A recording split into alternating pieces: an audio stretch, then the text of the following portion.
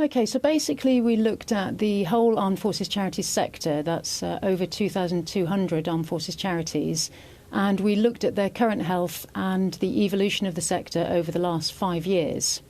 And basically what we found was that the Armed Forces Charities sector is facing a bit of a crunch time right now, because over the last 5 years they've been building up the income, they've been in the public eye, they've been receiving a lot of donations, but right now there's a number of things that are challenging them, including the withdrawal from Afghanistan, which means that they'll no longer be so much in the public eye, also the restructuring of the armed forces, bringing the reservists more into the centre, and then again the defence cuts and the cuts to public spending, which are all going to increase need in some ways.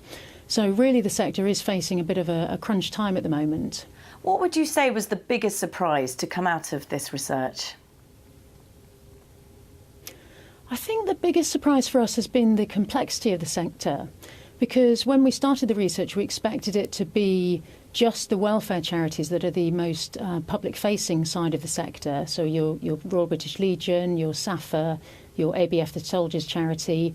But what we found was that there are far more charities, regimental charities, associations, benevolent funds, which we had no idea about, and most of the general public would have no idea about.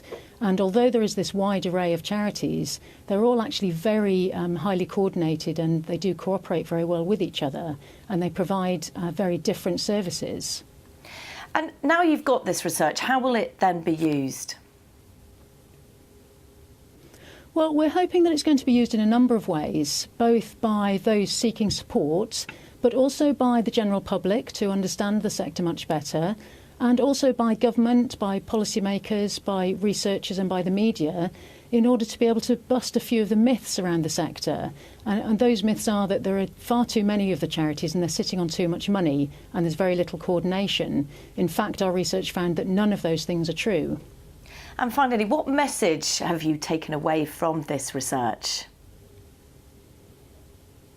I think it's tied to those myths that I just mentioned, that the armed forces sector isn't wasting money, that it is highly coordinated and they cooperate very well with each other.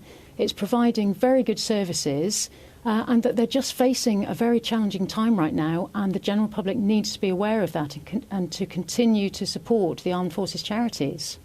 Catherine Walker, thank you.